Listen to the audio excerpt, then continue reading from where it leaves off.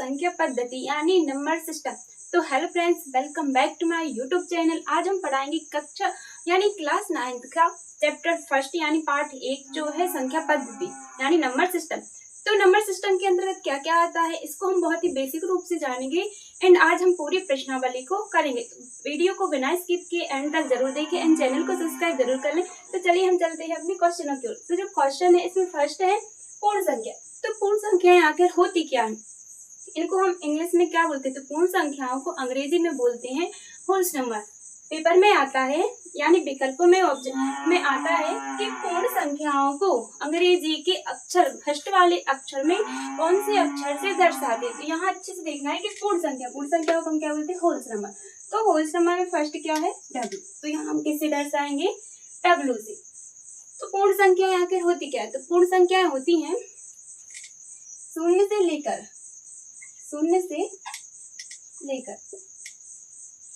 जो अनंत तक की संख्याएं होती, मतलब कहीं भी 100, 150, 200, 300 ऐसी संख्याएं कहलाती हैं पूर्ण संख्याएं।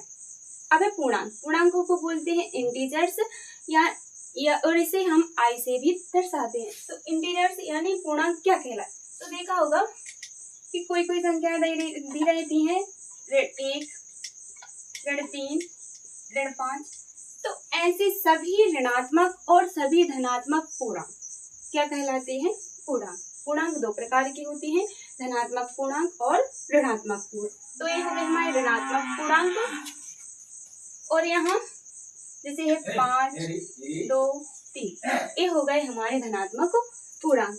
अब है परिमेय संख्या किसे कहते हैं? तो परिमेय संख्या को हम इंग्लिश में बोलते हैं रेशनल नंबर। तो जिसके लिए P/Q यानी P ऊपर क्या हो जाता है? अंश और नीचे क्या हो जाता है? हर। तो जिसे अंश और हर के रूप में लिखा जा सके ऐसी संख्याएं परिमेय संख्याएं कहलाती हैं। तो P हमने मान लिया संख्या 2 बटे में हमने ले लिया 6। तो ये क्या हो गई? एक परिमेय संख्या। तो इसमें हमारे लिए हर क्या हो गया?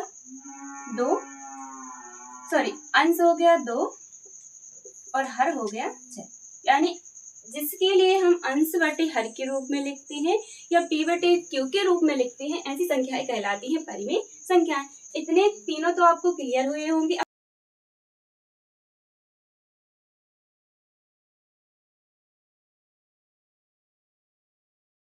अब हम इसमें बहुत ही इंपॉर्टेंट क्वेश्चन बताएंगे जो क्वेश्चन नंबर उदाहरण का है, उदाहरण नंबर 2। तो ये बहुत ही इंपॉर्टेंट क्वेश्चन है, बार बार परीक्षा में पूछा जाता है। तो जो क्वेश्चन है 1 और 2 के बीच की 5 परिमेय संख्याएं ज्ञात कीजिए। अभी हमने बताया था परिमेय संख्या क्या होती है, जिसे हम P/Q के रूप में लिख सके यानी अंश और हर के रूप में लिख सके। तो यहाँ पर क्या दिया है? 1 और 2।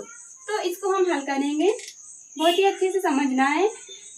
इसमें हम छोटी छोटी सी चीजों को क्लियर करेंगे। यहाँ हमें 1 और 2 के बीच हमें क्या करना है? बीच 5 परिमेय संख्या। तो इतना ध्यान रखना है कि हमारे लिए यहाँ क्या निकालनी है? 5। तो 5 में हम 1 को क्या कर देंगे? जोड़ देंगे। तो कितना हो जाएगा यहाँ पर? 6। तो कितना आया यहाँ पर? 6। 5 निकाल के हमने, तो 5 की जगह हम 1 जोड़ देंगे तो कितना हो जाएगा? 6। अब 1 का गुणा कर देंगे हम 6 में। इतना तो क्लियर, मतलब 6 का ऊपर करेंगे और 6 का नीचे। तो गुणा करेंगे 6 एकम 6, नीचे कुछ नहीं है, यहाँ 1 ले लो, 6 एकम 6। तो एक परिमेय संख्या आई हमारी क्या है? अब हम जब दूसरी वाली करेंगे तो दूसरी आएगी हमारी क्या है? 2। तो 2 का मतलब 2 में 6 का गुणा हम ऊपर करेंगे और 6 का नीचे, यहाँ हम मान लेंगे 1। तो यहाँ आ जाएंगे 6 दूनी 12 और 6 एकम 6। तो 1 हमारी निकल के आई A और 1 आ गई A। तो इनके बीच में जो भी संख्याएं पड़ेंगी उनको हम लिख लेंगे। तो 6 के बाद कितना आता है? 7, यानी 7/6, फिर 8/6, फिर 9/6, 10/6 और 11/6। इनको नहीं लिखना है, जो इनके बीच में आएंगी वह हम संख्या लिखिए। हमें कितनी ज्ञात करनी थी? 5। तो 1, 2, 3, 4, 5। तो हमारी 1 और 2 के बीच में कितनी? 5 परिमेय संख्याएं ज्ञात हो गई। यहाँ कुछ नहीं करना, सिंपल सा है कि यहाँ हमें जितनी जैसे यहाँ पर दी रही थी 2 में हम क्या करते? 3 परिमेय, 3 और यहाँ पर भी गुणा कर देते 3 का। यहाँ पर हमें कितनी करनी थी 5, तो हमने अधिक किया और 6 का इसमें गुणा कर दिया, 6 का इसमें, यानी गुणा करेंगे तो हमें नीचे और ऊपर दोनों जगह करना है। तो क्लियर, इतना समझ में आया। अब हम चलते हैं नेक्स्ट क्वेश्चन। तो प्रश्नावली का फर्स्ट क्वेश्चन है जो वह है, क्या शून्य एक परिमेय संख्या है? मतलब शून्य जो है क्या एक परिमेय संख्या है? क्या इसे हम P बटे Q के रूप में लिख सकते हैं, जहाँ P और Q पूर्णांक है और Q is not equal to 0, यानी Q बराबर नहीं है 0 के। तो सिंपल सा है कि शून्य, यहाँ हम ले लें शून्य, तो जैसे हमने लिया यहाँ पर शून्य, सिंपल से अच्छी से समझना, क्या इसे हम P बटे Q के रूप में लिख सकते हैं? मान लो शून्य को हमने मान लिया अंश और इसके बटे में ले लिया हमने 2, तो हाँ इसे हम किसके परिमेय संख्या यानी P बटे Q के रूप में आसानी से लिख सकते हैं। अब दिया है जहाँ P और Q क्या है पूर्णांक, A भी पूर्णांक है और A भी पूर्णांक है, तब बताओ Q is not equal to 0, तो यह Q की कैसा है, बराबर 0 नहीं, क्योंकि Q को हम क्या मान सकते हैं, ऋणात्मक पूर्णांक भी मान सकते हैं। अब वाला क्वेश्चन है सेम उसी उदाहरण जैसा है जैसा हमने उदाहरण किया था। इसमें हम 3 और 4 के बीच में हमारे लिए कितनी परिमेय संख्याएं ज्ञात करनी है, 6। तो सिंपल सा है, यहाँ हम लिख लेंगे हल। जब हम इसको हल करेंगे तो 3 और यहाँ क्या लिखेंगे 4, तो हमें 3 और 4 के बीच में कितनी परिमेय संख्याएं ज्ञात करनी है, 6।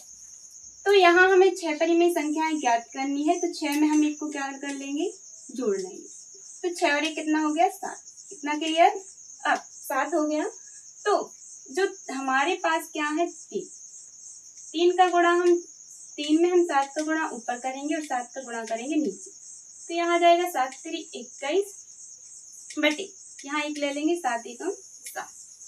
अब जो 4 है 4 में करेंगे ऊपर भी 7 का और नीचे भी 7 का, तो 7 चौके यहाँ कितने आ गए 28 और यहाँ हम 1 ले लेंगे 7 1 7।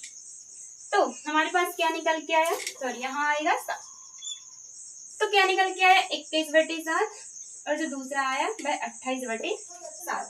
तो 21 बटे 7 और 28 बटे 7 इनके बीच में क्या क्या आएंगे, हमें 21 बटे 7 नहीं लेना, हम लेंगे 22 बटे 7, यहाँ आएगा 23 बटे 7,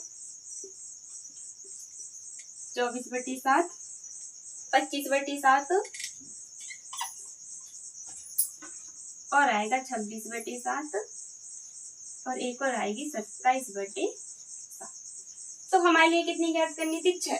तो यहाँ 1 2 3 4 5, तो हमारे लिए कितनी परिमेय संख्या ज्ञात हो गई 6। आई होप कि ये तीनों क्वेश्चन आपको बहुत ही अच्छे समझ में आए होंगे।